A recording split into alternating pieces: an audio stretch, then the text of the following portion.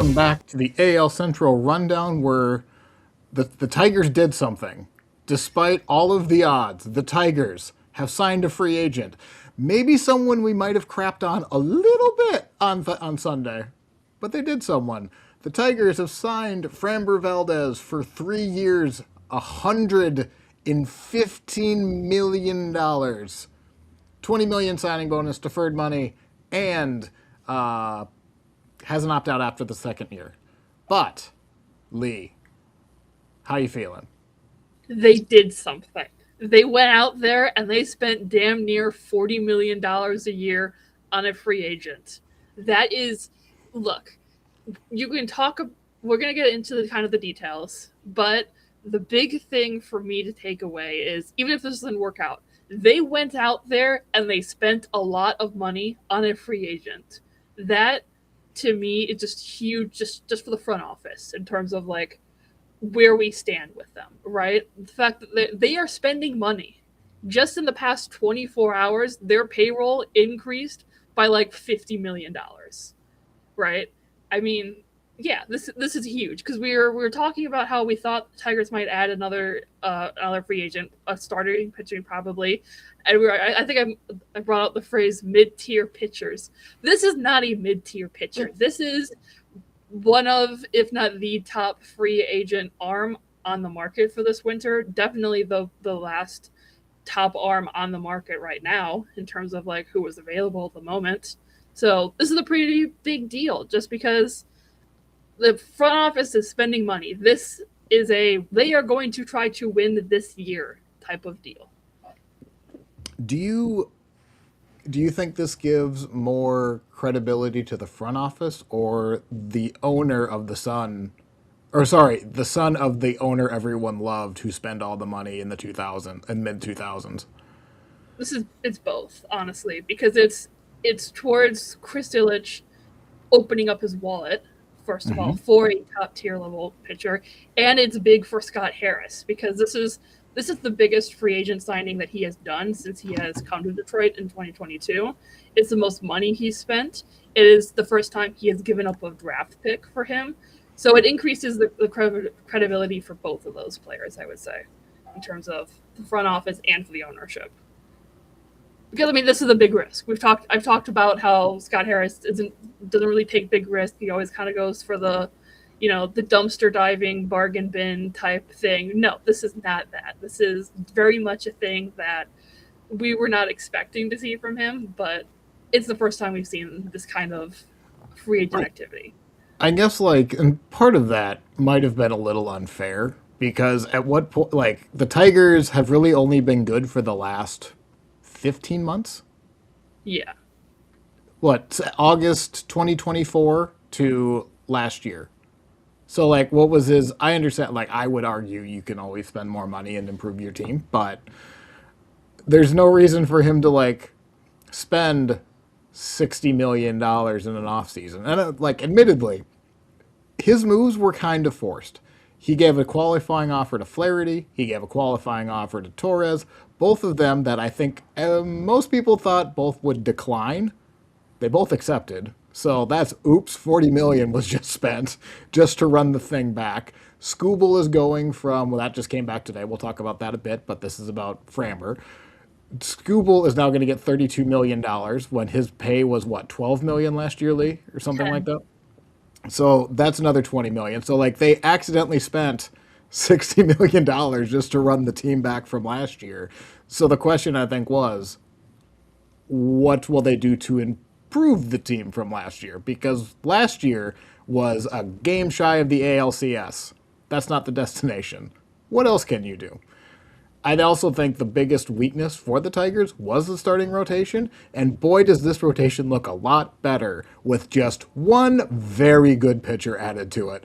Because now it seems like you had a huge step from the best or second best pitcher in the world in Scooble, and then you had a pretty big drop off between 2 and 3, and it seems like 2, 3, 4 were pretty much interchangeable. But man, just putting those guys down one spot does a lot. So maybe we can talk about that. Do you want to talk about Framber, career stats, why you should be excited? Or do you want to talk about the rotation first? I'll just talk about Framber first, just to get a little bit of context, and just to So, kind of build.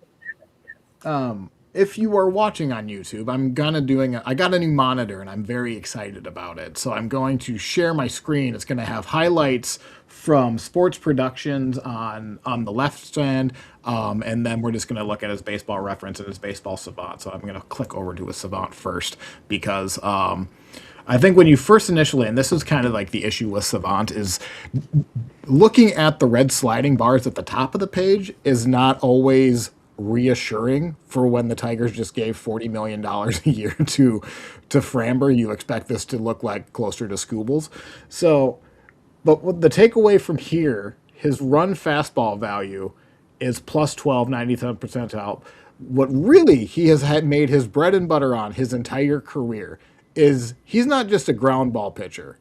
He's an extreme ground ball pitcher. And in ways that really, I don't want to say benefit him because that's obvious, but in ways that I think can be sustainable. So let's just talk about those for a bit. So we're going to talk about the good, and then we do have like the, hey, maybe this should be concerning here in a bit. But he does not allow pulled balls in the air. He has been top, if you just look at this line right here, for his entire career, he is about 7% lower than the league average at balls being pulled in the air, which, by the way, that's where that's where a lot of home runs come from. So that skill alone, man, that's big. Like, that is Yeah, so key. if you're an if you, so basically it's just if you're a right-handed hitter trying to hit a home run to left field in Comerica Park against this guy, good fucking luck. Right, I mean, because that's where you have to, yeah, because that's the opposite of, you know, I mean, good luck, especially in Comerica. Like, it's not Houston anymore. right.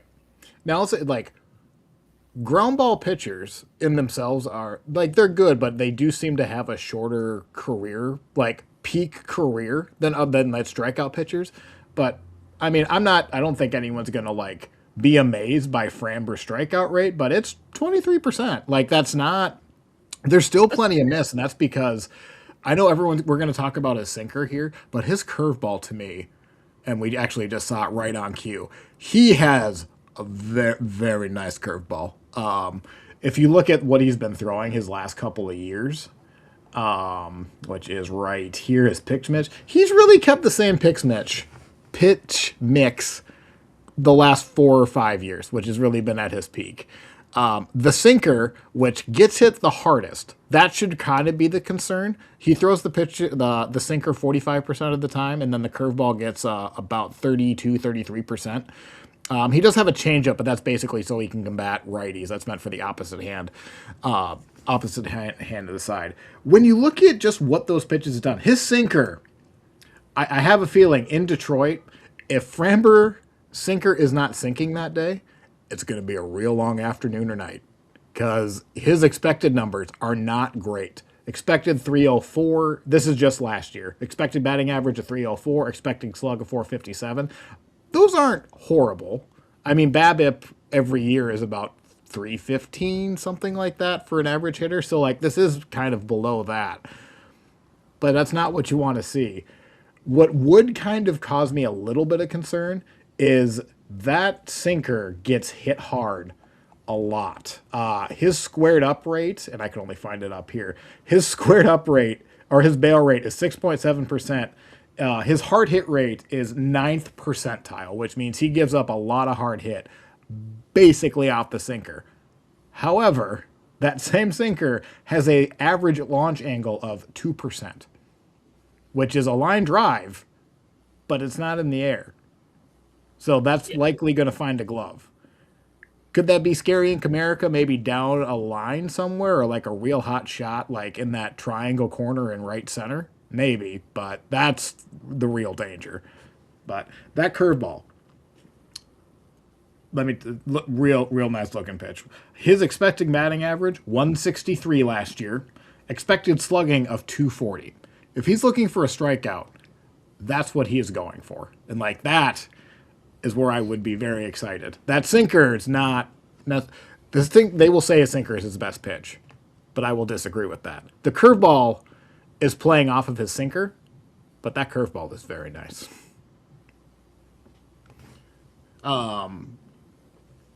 And I say that, and then I'm going to look like a big hypocrite here because if you look, his fastball, according to Baseball Savant, is clearly his best pitch, 91st percentile, and average fastball run value with 12. So, I guess what do I know? But I like that curveball a lot after looking at him. Just looking at just like his basic stats, we've gone enough into the stat head, the Baseball Savant page. Just average inning pitch, things like that. He has been very consistent since 2021. And even then, 2020, the 60-game season, he put up 1.2 WAR.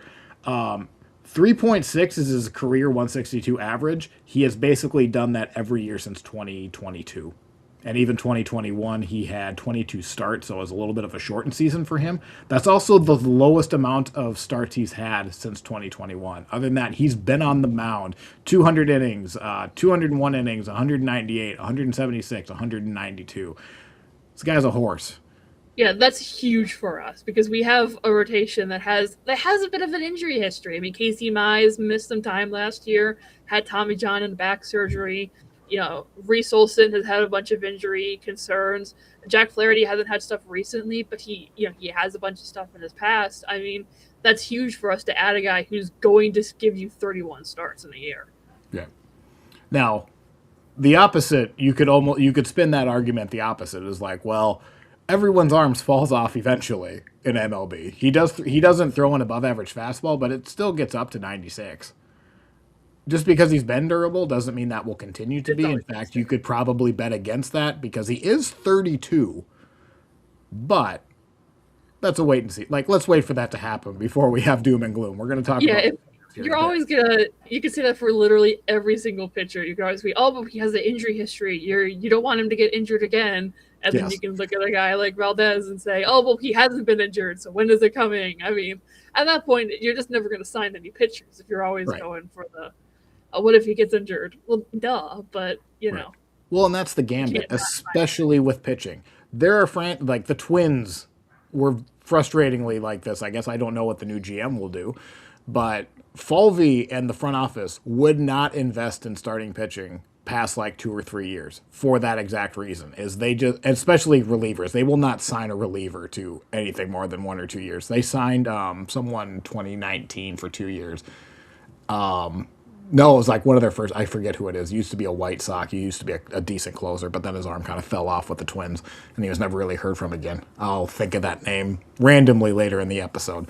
But the Tigers are win now mode, like Lee said. You have to spend money and take a risk that a 32-year-old Framber Valdez, who has been very good almost every year of his career, is going to continue to be good for at least 2 of those 3 years. And if he is good 2 of those 3 years, guess what? You're not going to have to worry about the third because he's opting out and getting another, similar contract or a longer contract. Yeah, and like look at the complete games. Like 2 last year, 1 in 24, 2 in 23, 3 in 2022. I mean, he pitches deep into games. Right. It's not a thing that happens a lot anymore.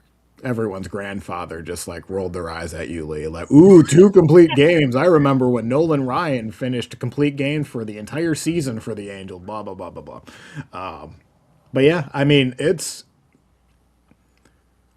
was the best possible signing I feel the Tigers could have made, and I don't think here's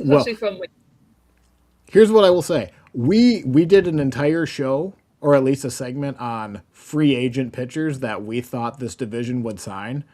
I think you could combine like Lee's total, all of her 5 picks for the division, and I don't think their salaries would equal $40 million like they're giving Framber. No, so, I don't think anyone saw Framber coming to Detroit at all. Like, this was not a thing that was, rumored about. And that's kind of been a trend with Scott Harris in terms of, like, when he makes deals, you don't hear about it beforehand a lot of the time. Like, there was nothing about Kenley Jansen. There was nothing about Framber. There was, there's a lot of these deals that you're not going to hear a lot of rumors about it beforehand. Yeah, with Framber, I kind of wonder if, I mean, this is pure speculation, but like the Tigers weren't tied to anyone.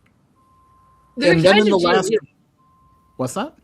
They're tied to Giolito and Oh, sorry. Bassett. I meant for like the total. Like it seems like within the last like 10 days, Oh, gotcha. like the Tigers have just been like blank. Like they haven't been tied to anyone. And then the last 10 days, you would hear Giolito was like the sole name you would hear. Then you hear in the last like couple of days Valdez. But yeah, they did keep that under wraps, which is I mean great, good for them. But yeah, any other stats poking off the also his ERA plus for anyone who cares about that. It was down last year, but he has a career 124 OPS plus. It was 114 last year. His FIP is very good. His career FIP is 351. Last year it was 337. The year before that, 325. Can't hate it, except now we're going to tell you why. Can you do me a favor? Can you go to splits by month for last year? Because he did this because he had a really rough like September and part of August. And I just want to see the Splits by month, yeah, right? by month. No, it was July that he really struggled with. Okay, no, because yeah. Okay, I just wanted to look at that just because got a really bad month in there, kind of pushing Right. all those stats up a little bit. And those do happen. I mean, he really came back.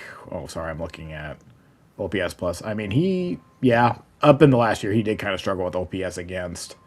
Yeah,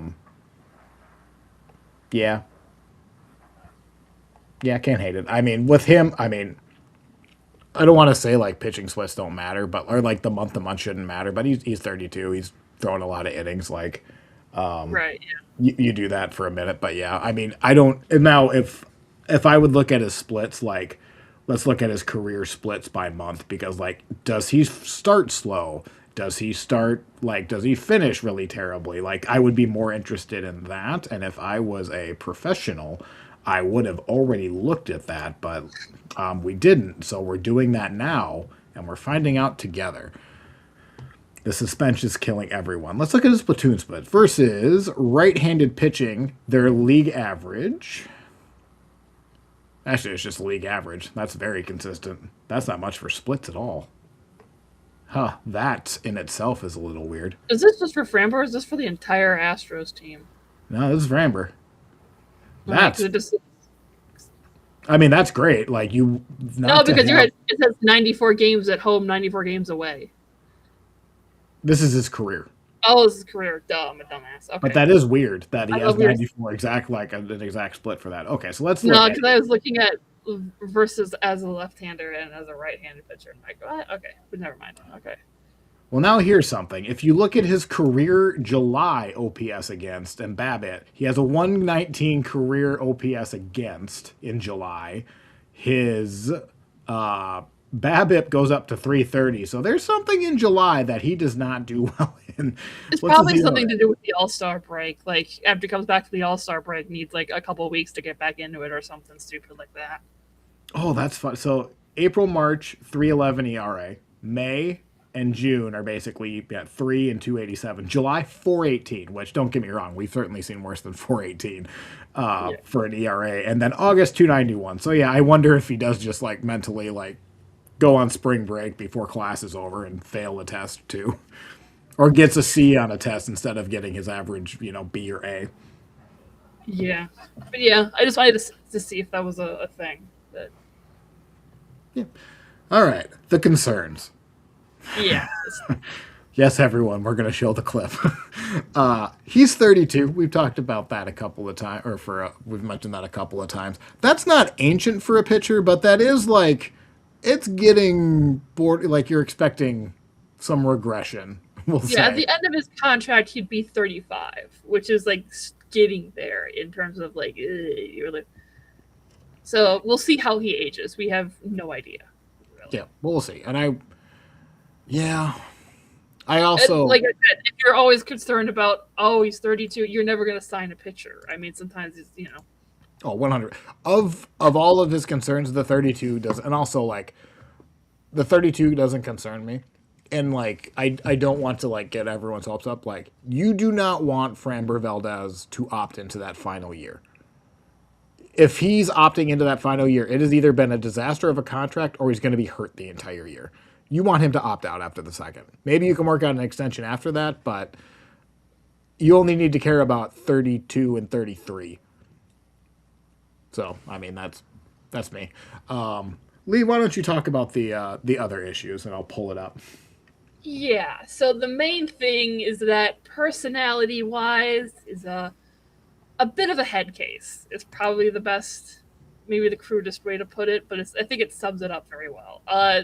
We referenced this a little bit, but last season he gave up a grand slam, and then the next batter he intentionally crossed up his catcher. Now, what that means for anyone who doesn't know is that it means his catcher called for like a curveball or a changeup or a breaking ball, and Valdez threw a 93 fastball right to his chest. And because the catcher wasn't expecting it, he didn't catch it, and he took a 93 fastball right to the chest. And that's dangerous, and that's really kind of fucked up. So and there's a lot of things about how he'll get he'll get irritated and annoyed, and then he'll just like throw a game essentially. That's what a common thing. And like this, but I on the bright side, he's aware of it from what I read about it. I did some reading. Like Right. he's been meeting with a sports psychologist for the past like 2 years to like work on like the anger issues and like the mental game a bit of it. So there's that, but it is a concern that maybe he isn't the nicest guy to have in a clubhouse, and how this is going to affect the rest of the team. Right. And just are you going to have to worry about him throwing 95 at Dylan Dingler's face? That kind of thing. I do. I mean, they talked about him crossing up his catcher like to death. So we're talking about it obviously because like that is such like declaring war on your own teammate for something you did. Like Framber, you threw the fastball that gave up a grand slam. So like that's on you, bud. Like I don't know why you have to hit the catcher, but everyone agrees with that take, right? But there's a reason he was available a week before spring training reports. And that's why. It's because of these clubhouse personality issues. That's great. He's working with a sports psychologist and he's working on himself. That anytime anybody is working on self improvement, that's great. You got to do it though. It does sound like what he did send like what a 15-20 minute video Yeah, to that front was offices last week or something, or in the last couple of weeks, saying like having like references that he's not like character witness is probably the better term for it. that's a rumor. I don't know for sure that is verified, but that's like a thing that was like circulating around, and everyone's like, "Oh, look at that," because you know. But so I don't know if that's true. I think it might be, but I haven't like seen it verified from anyone. But I mean, yeah, it is what it is. You kind of have to just hope that was a one-time thing and move on, and hope that doesn't come up. I mean, sometimes pitchers are just head cases. I'm Damn. not like trying to diminish it, but at the same time, I don't think it obviously wasn't like a deal breaker because Tigers weren't the only team interested. Like he wouldn't have gotten 38 million a year if the Tigers were the only team interested. Like he was getting interest from the Blue Jays, he was getting interest from I think I saw something about the Twins. I don't buy that. There was the Pirates who claimed Who they said were. the Twins? No, I don't remember. I have to look back and see. But like my Some point drunk is, guy on Reddit doesn't count. That's the only person I could see like, it and was also it like was a reporter on ironically Twitter. saying that. It was a sports reporter on Twitter. My point is, he was getting interest from a lot of other teams, and so it's not like the Tigers were the only team interested. Like clearly, for some teams, this was an issue that they think they can work through. And look, AJ Hinch was his manager for a year and a bit. I think he knows what he's getting into, right? Like Scott Harris and AJ Hinch have always been very close working relationship. Okay, sure, Scott Harris just signed it and said, "Yeah, deal with it." I don't see that happening though. I think Hinch knows what he's getting into. He knew Framber for a while. Well, I think He that's knows. probably the link because like they're not signing. If they go to Hinch and say like, "What do you think of Framber?" and he says, "Oh, absolutely not," they're not going to sign because like they have $38 million, and it's not like he's the only guy that they can sign. So clearly, Right. Hinch is comfortable at least being able to manage him. Yeah. Yeah, so yeah, I'm hopeful that it won't be as big of a an issue, but it's going to be a thing we need to be aware of, right? Right. Just but we'll see. We'll hope, you know, hopefully it isn't as big of a thing, but it is a concern. I mean, yeah, from what I've read a lot of Astros fans, some of it might just be they're bitter little babies, but it also yeah, it seems like a bit of a thing with him where he'll just like get really pissy and then kind of throw a game like every once in a while. I think it's annoying. So, well, yeah, that's kind of like the big drawback. That's why it took him so long to get signed. But he's a really good pitcher, Yes, so he it's is. like they kind of decided it's worth the risk a little bit. Yeah. Um, I I mean, haven't talked. I'll say apparently he hasn't done very well in the playoffs. I'm not one. I mean, if you're a head case, maybe that does play in like a poor playoff performance. No, I just put that on there because that was like a common thing I saw from Astros fans. But just looking at the stats, it doesn't seem to be backing up because like he has good starts and he has bad starts. But like, Right. yeah, Well, also like, and I understand like playoffs are everything, and like everything gets at. You have the best teams, so by default, you really don't have bad lineups unless you're the Guardians, unless you're in the playoffs. So yeah, like of course, like you expect your pitchers to be shut down, and like you want the ace, and you want all that jazz. But I don't know, yeah, and like like it's really just a few really bad starts, and then most of the time, like he's had really good starts as well. It's just kind of like cherry right. picking. So So I just I wanted don't to put really. that on there because that was like a theme that like a lot of people were bringing up. So Yeah. So moving on, I talked about it like right at the start, but for just adding one pitcher, boy, do I like this rotation a lot. So we pulled up a stat head search. This is just what they did in 2025. So right now it is looking like the rotation is going to be Tarek Skubal, Framber, Jack Flaherty, Casey Mize, or Reese Olson. Now sub out Reese Olson for maybe an Anderson, Melton, Montero. Take your pick. But it looks like these are the five. And there are four very solid pitching options there, at least at the yeah, where start. you're looking at a rotation where Reese Olson is your number five. I mean that is really good. You know, Reese Olson is a very good pitcher. Just the concern with him is just he hasn't been able to stay healthy, but he's really good.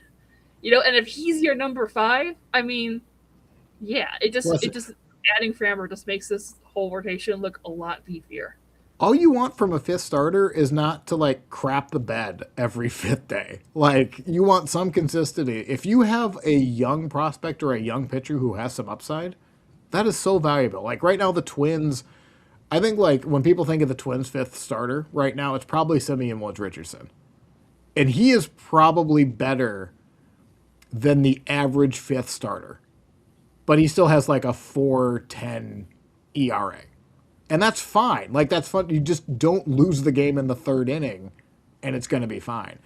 If you have promise in the fifth spot, and then you can just rotate out with another guy, man, that's huge. But I did not like this rotation because it seems like there was Tarek Skubal, great, no issues there. We'll never have issues there. But then Big there drop was off. a real big drop off to where if Tarek Skubal goes down, this is not a good starting rotation. Average at best. And I would even argue Casey Mize is not going to instill a lot of hope. Jack Flaherty can be streaky, but I'm not a huge believer in Jack Flaherty. But adding Framber and you keep Tarek, nobody's moving Tarek unless you want to get Paul Skeens in this rotation. And even then, that's debatable. Framber is such a good fit as the number two because that softens that gap between one and two, like we talked last year.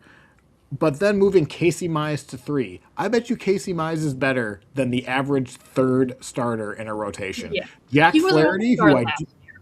Jack Flaherty, who I do have issues with, or at least I don't have a lot of faith in, is much better than the average fourth starter in a rotation. That's perfectly fine, and like that's a good role for him. If anything, he can overachieve in that role. But maybe I'm just too hard on Jack Flaherty. But Lee, what do you think? Yeah. Yeah, I think you're right. This looks a whole hell of a lot better than it did 2 days ago. And we were talking on Sunday, and I think it was on Sunday that Dan asked me if Scooble doesn't isn't in the rotation, who is starting Game 3 for the wild card series. And I was like, I don't know, Olsen. But then I forgot Olsen was injured at the end of the year, so he wouldn't have been there. So probably would have been I don't know. I mean, Melton maybe, but I mean, if you look at you take a 3 game playoff series or take a 5 game playoff series and you starting Scooble game 1 and Framber game 2, that is huge. That's just, yeah. That's, that's a very good rotation you're looking at. In terms of how it stacks up, in terms of projected WAR from Fangraphs, you're looking at Tigers at number 2, just barely number 2 behind the Red Sox. The 17.8 projected WAR, and the Red Sox are at 18 projected WAR. I mean, they're above the Dodgers by 1.4 WAR. They're clear above anyone else in the division by a good margin. Can I talk about like why this signing makes a lot of, at least for me, like, and I'm glad that we put this graphic in our Discord, and that's what I pulled up here. But the Tigers, like you said, the Red Sox have 18 projected WAR for a starting rotation. The Tigers are at 17.8. Framber's average WAR per year on average is 3.6, like for his career 162. Subtract 3.6 from 17.8, and the Tigers drop to just above the Twins. They'd be tied with the Mariners at 10th. So they went from 10th in the league, so top third, to second and almost first with one signing. That's huge. Like, that is such good value. Now, did they get? Could you argue that maybe Valdez's like with his salary, does he have surplus value or negative value? It doesn't matter, they're not training him anyway, but like it's probably neutral value if you're looking at purely his arm and like his talent. But where it really matters is the entire rotation, and that's really collectively the starting rotation means more to me than the individual parts, unless you have Tarek Skubal, in which case he elevates a whole hell of a lot. Yeah, But that's where I think where it should really get exciting in Detroit. yeah, there are 5 left-handed starting pitchers who have thrown at least 350 innings with an ERA below 3.5 over the last 2 seasons. The Tigers have 2 of them. Tarek Skubal at number 1 and Framber Valdez at number 4. Like, that is, they now have 2 of the best left-handed starting pitchers in the game. This contract was the biggest in terms of AAV to a left-handed pitcher in MLB history. It's the biggest given to a Latin American pitcher in MLB history. This is a big deal. I mean, it's a big contract, and no one was expecting this for the Tigers. So, I'm very excited. Yeah, I think now it's just it's worth talking about payroll because like we kind of mentioned it at the start of this. They were kind of forced into a lot of their payroll this year. So adding $40 million for Valdez would not only should give Tigers fans hope that they spent money, that they added basically $100 million in free. If you're looking at like if you count Flaherty and Torres, they added, and like depending on how you feel, Skubal isn't a re-sign, but like they were kind of forced into that too. But like Skubal, Torres, Flaherty, Framber are all making over $20 million this year. $20 million or above. When was the last time Yeah, the Tigers had that?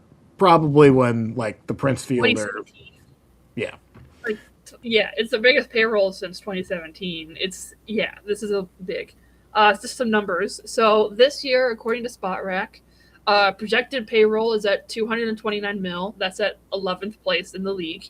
Last season, they were at 188, which is 16th. So they went up by a cool, $43 million over the course of this year. That clears every ALC team by a lot, by the way. Yeah, The next highest. Yeah, the next highest is Kansas City at 180. That's a gap of 50 million. That's insane. I saw the average difference between the Tigers and every other ALC team is like 92 million. Let's see. Cleveland's total payroll. I want to dunk on Cleveland. Their total payroll is 92 million. Scooble plus Valdez are making 71. I think if you just so not for nothing, if those four players we talked about, Valdez, Scooble, Baez, Torres, they alone pass the Twins payroll. Yeah, if they added 65 mil in AAV and free agent signings, plus 42 if you count Flaherty and Torres in the opt-in and the qualifying offer. That's so they technically, if you want to count Flaherty and Torres in terms of like adding money, they added 107 mil in terms of like in like free agent signings, quote unquote. You know, I'm not gonna lie. I think the big and it surprised me too. I assumed the Tigers were right around the like with everyone else in the division as far as spending. I knew they went up, but like it did just click with me as soon as you started like, who would have projected the Tigers to have a $230 million payroll in 2026? And Lee, I don't mean this to be a slight against you. Lee, the way you were talking, they were spending like the Athletics, like they were under 100 million. They were just dumpster. They're cheap. Fire the owner. All that stuff. And then you're like, oh crap, with Scooble and Valdez, oh 229, 11th in the league. Holy crap. Yeah, because I mean, like you said, they like accidentally had to spend all this money. Like if you don't want to count Flaherty, like Flaherty opted in, Torres took the qualifying offer. You could say, oh well, the Tigers didn't expect him to take the qualifying offer. As Scooble went up by 20 mil, like the Tigers, were offering him 13 below that. So you could say, oh, they stumbled into spending an extra 38 million. No, they went out and they intentionally spent 38 million on a free agent. See, that really is like the reassuring sign to me because now that opens up a lot of avenues for next year. Because you've already seen, like, is the ownership going to really want like a $230 million payroll? And we should also say we're talking like total tax payroll. If you look at this, the pure what they're paying for for players, it's like 165. But I don't think the owner's going to care. Like he's going to look for the number he's actually paying, right? Next year, they have 6 guaranteed contracts, including Colt Keith, which. That's interesting. Like what I don't want to say one of these looks like the other, but you have Framber, Baez, Jensen, but that's a player option. Is that a mutual or a player option? That one is, I believe that's a mutual. I'd have to double check on that. Okay, Because well, that will both get Finnegan and Jansen have some details, have like opt-ins and all that. So I don't remember. I'm trying to see. Oh, I did forget they signed Kyle Finnegan too and Jensen. They spent $20 million on the bullpen. Okay, so 2027 is a player option for Jensen, and then Finnegan is a 3rd-year player option. So that's what it. Yeah, I mean that's. I don't want to like. This is probably where we can talk about Tarek Skubal. Yeah, but they have payroll flexibility coming off the book. Well, one, Skubal alone is $30 million. You have, I mean, I'm going to guess Jensen will opt out, but I don't think I don't know what the second so year. It's a team option. Oh, not a player option. Probably going to opt out, but who knows? He could be lights out and I don't know what the second year option value is off the top of my head. Maybe if I was a professional, I would have looked that up, but I didn't. But other than Baez is, I mean, that contract is what it is, but that, and then you have Glaber coming off of the books, you have Flaherty coming off of the books. That's already about $60 million. And there's a world where Kevin McGonigal comes up as the lights out, and they DFA Baez on the off season next season. Right. Like there's a world where that happens.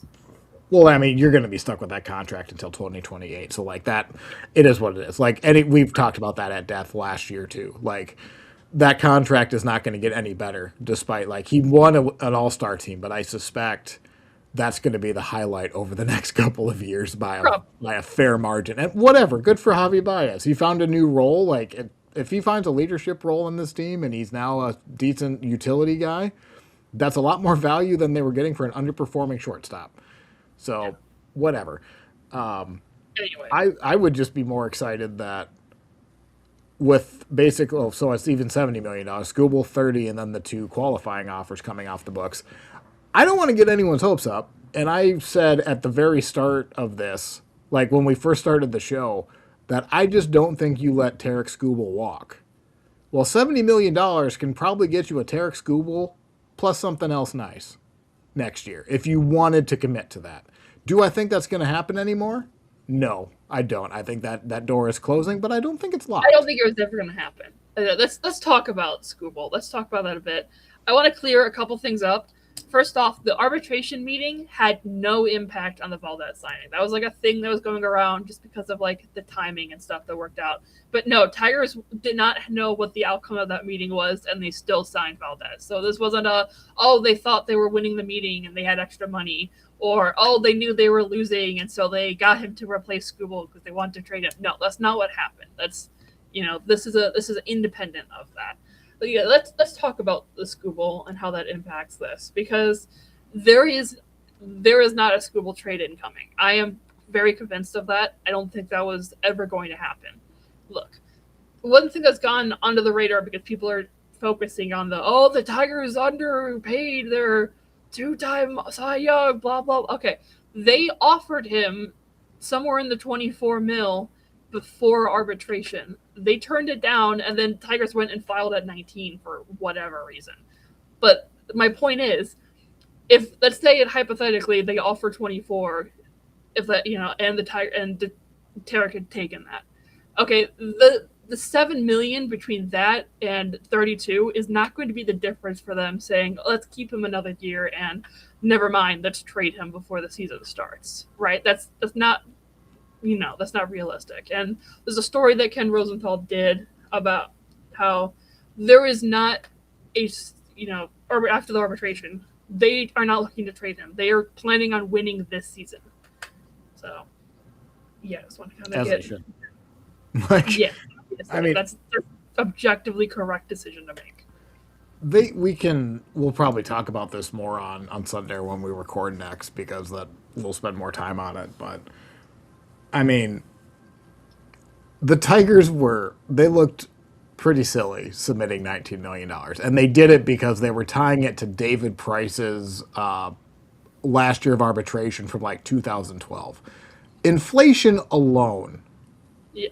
took their offer out of the realm of possibility. Because I think like Trevor May, go watch, he had a really good video on it where he broke it down on like what the arbiters are looking for. And it's basically whatever the middle number is. So the Tigers filed at 19, Skubal filed at 32.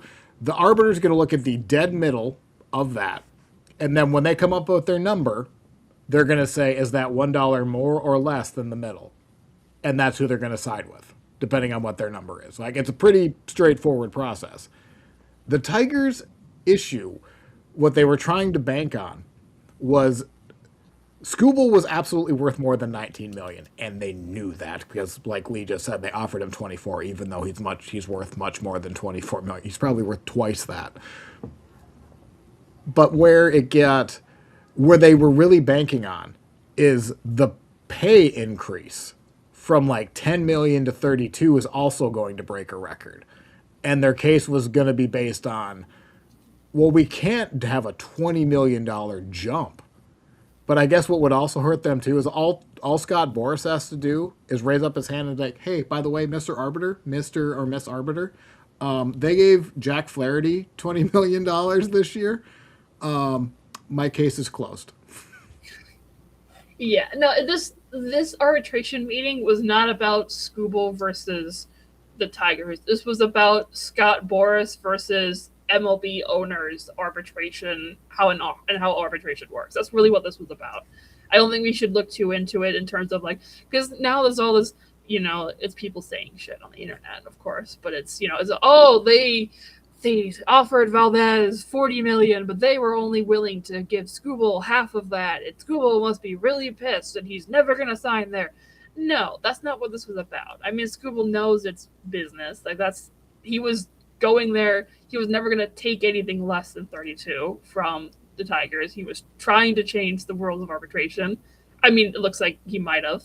We'll see in the future how this He is gave going.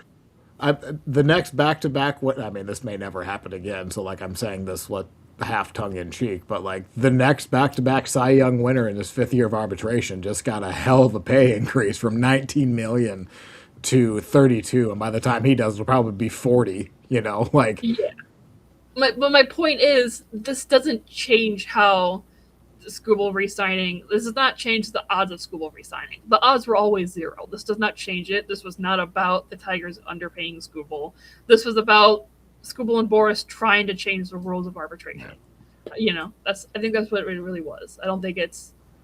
Yeah, and the Tigers were not going to say, "Oh, you want 32? Here's a $20 million raise in your last year of arbitration." Because that's just because of like the ownership, and they don't want to do that. That's not the spirit of it, though. Like if they would have submitted 24 million, there's a good chance that they would have won today. Now, why they didn't do that beats me. I mean, that really is. It's to the point where you almost wonder, like, now this would be illegal if they did this, but like other owners and like MLB was like, that's like way too much, right? Like you should really tie this to David Price and like hope for the best because they offered him what MLB trade rumors and what Spotrac was like predicting based on was predicting for the final art value. It's not like they were ridiculously underpaying him. I mean, like they were underpaying him. That's how arbitration works, though. They have been ridiculously underpaying him for the last 5 years. But that's the system. Yeah. That's just how the system works. You can get into, okay, the system is broken and shouldn't work. Sure, but that's not the point. They were not going to go out there and set a precedent for the rest of the owners and then it's just I don't know if I'm being very clear in terms of like my point is they were not going to just say, "Oh, you want 32? Here you go." That's not that's never going to happen. And Boris was never going to compromise from below 32.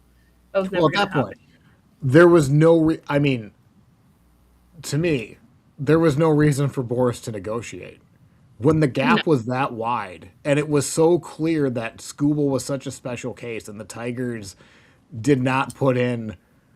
I mean, the Tigers put in a laughable offer, if we're being honest. My point, no, from when they were offered him 24 before.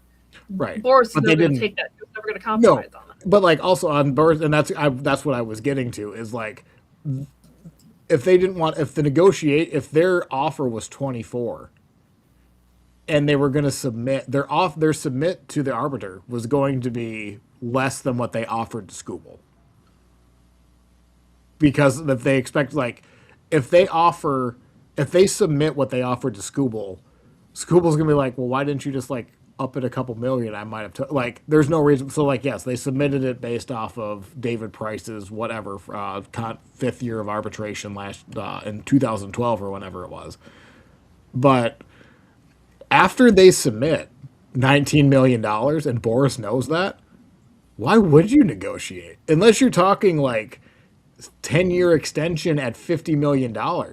He's going to get $32 million. I'd be very confident he's getting $32 million next year. Why do I care about your 24 or anything less than that? And I'm pretty sure Lee just froze. So I'm going to try to buy some time here. So I'm kind of wondering.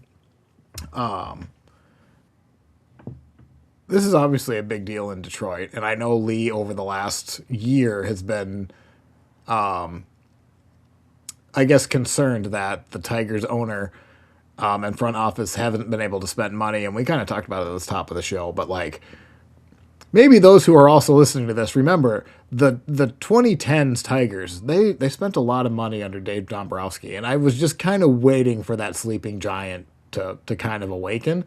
I didn't expect it to happen this year, but it kind of happened kind of underneath our eyes. And then when you look, they signed Kyle Finnegan for $9 million. They signed Kenley Jansen for $11 million. They were, I would almost argue, foolishly gave a qualifying offer to Jack Flaherty, and then Glaber, I think, is a perfectly reasonable. I would almost say like a bonus value for a qualifying offer with Glaber. But the Tigers went from not spending any money to suddenly the 11th highest payroll tax in baseball, and I don't think anyone saw that coming. So, Lee, I was buying time saying that. Okay. Welcome back. Thank you for coming back and not leaving me hanging. But I have one random question. We're going on an hour. You have to go to work in the next 15, 20 minutes. Yeah. But I have one question for you as a pure fan, and maybe you can speak for Detroit on this one. When was the last, like, is this the biggest signing in Detroit history, or where does it rank? I actually looked up in terms of AAV. It's clearly the highest in terms of just money for inflation, obviously. Yeah. But this ranks. I mean, at the time, we were really excited about Baez. We were maybe a little not as much about the years, but was Baez more back, like? Can I ask? Is like, and I don't know if I've asked you this before. Was the Baez like? Because it came out of nowhere, not nearly to this extent. This came out of nowhere too, but I feel like the Baez, like the Tigers had a decent year, and then they went from like not having any buzz. Oh, Javi Baez. Wait a minute. Like, no, we knew that they were going to get a shortstop. That was pretty much like because that was the year there were like 5 shortstops on the market. That's right. It was Swanson and Correa and obviously Baez and 2 other solid. That's Story. Right. Yeah, that was the year we were pretty sure they were going to go after one of those guys.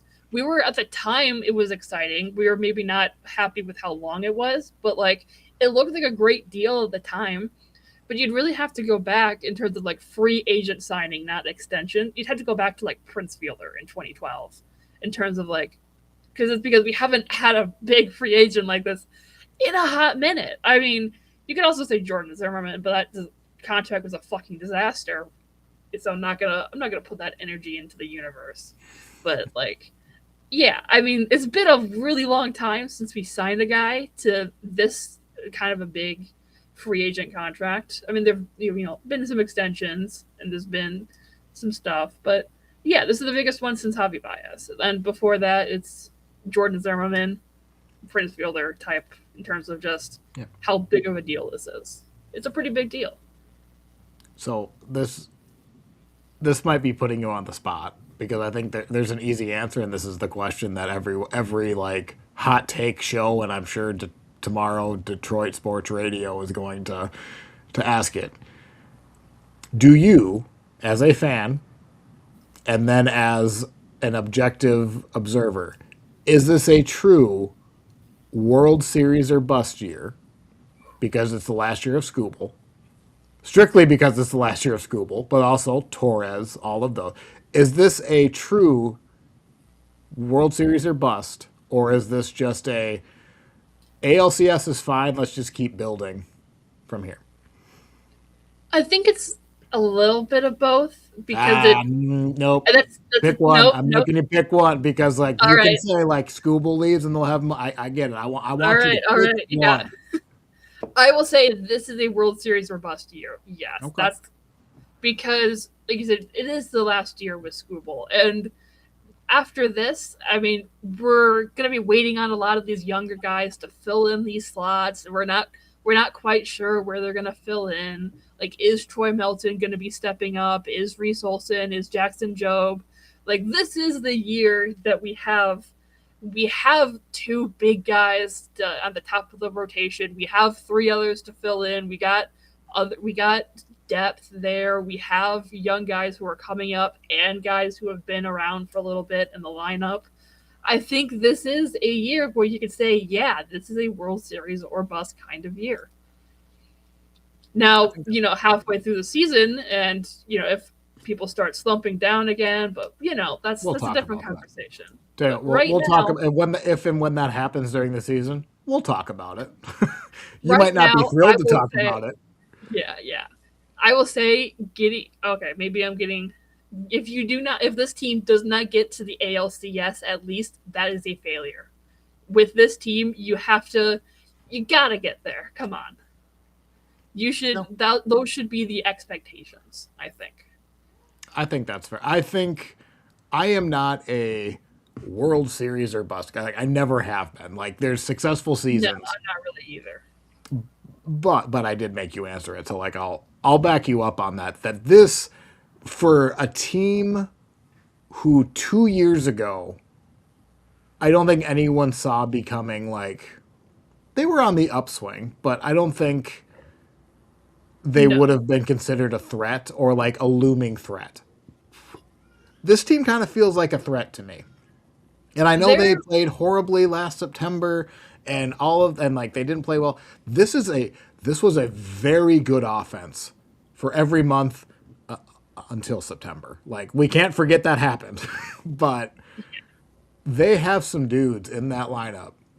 And to me, the rotation last year, outside of the best pitcher or the second best pitcher in the world, man, there was a big gap. Like that scared me a lot.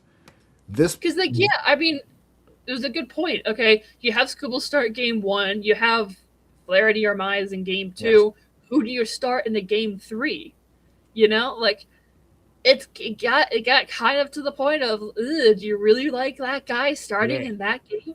Well, and that's where even just like Valdez starting game two is because someone's going to pitch game three and game two, right? Valdez is probably better than what 25, 26 number two starters in the league. Yeah, how many teams would he be number one on? Right. I mean, You he know, would be the number one.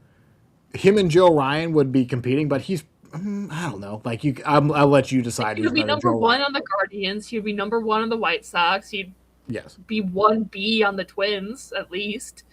I mean, you can make an argument for whoever to be above him on the Royals, but I mean, think about how many teams he would be the number one guy on, and he's our number two. So then bring that to a playoff series where the team's best pitcher will always be number one. Well, ain't nobody because the Pirates are in the National League. Ain't nobody matching up against Tarik Skubal. He's going to be the favorite in that series in that game one. I don't know anyone else in the American League at number two that's going to be better than Valdez. And then if Casey Mize does take another step forward, and like his WAR wasn't necessarily impressive, I came off as more impressed with Casey Mize than I probably should be. But even if it's not him, because like hell, they can still acquire someone else at the trade deadline. But to me, Yeah, the that's weak point. Go ahead. if the bats don't show up, they have the prospects to make a big move at the trade Yes. deadline. And you can argue they haven't done that yet. This was the first time they signed a free agent to $40 million a year. This is the year they're going to do that. If there's any year they're going to go out there and make a big trade at the deadline, this is that year. Yeah. So I'm not as concerned about the offense because it's going to be a decent offense at the minimum, I think.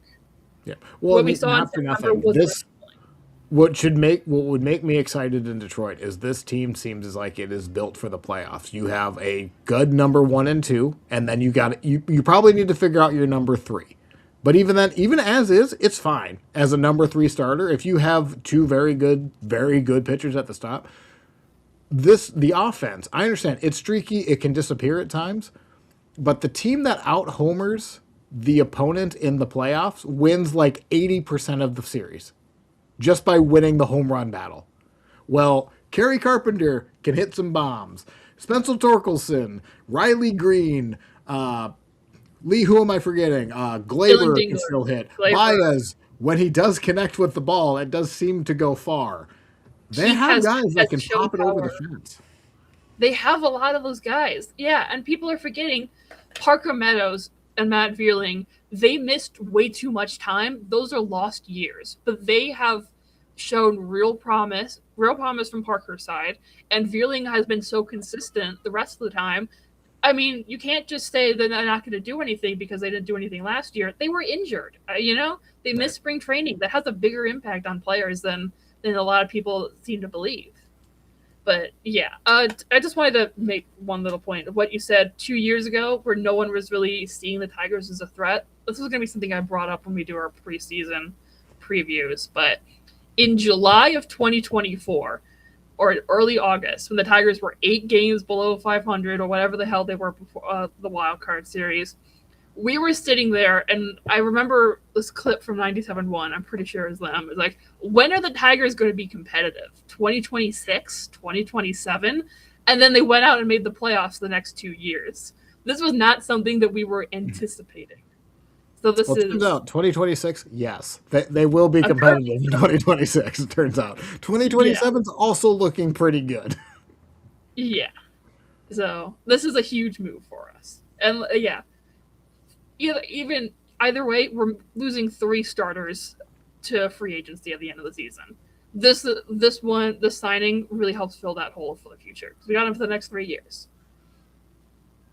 So, Okay, I think we've gone over an hour over talking one player. somehow, It was worth talking. Well, I guess we talked about Scooble a lot too, so whatever, give or take 10 minutes. Yeah, so I think we're gonna wrap this up. We will be back probably Sunday on our normal schedule time, but like this was too good not to do something right away, less than 24 hours after it happened. So hopefully you guys enjoyed the extra stuff. We're already a chatty bunch. We had a 2 hour episode pretty last week, and pretty consistently we do that. So those who are actually listening to us gab about the AL Central, probably too much. We do thank you. So thank you for listening. See you guys next time.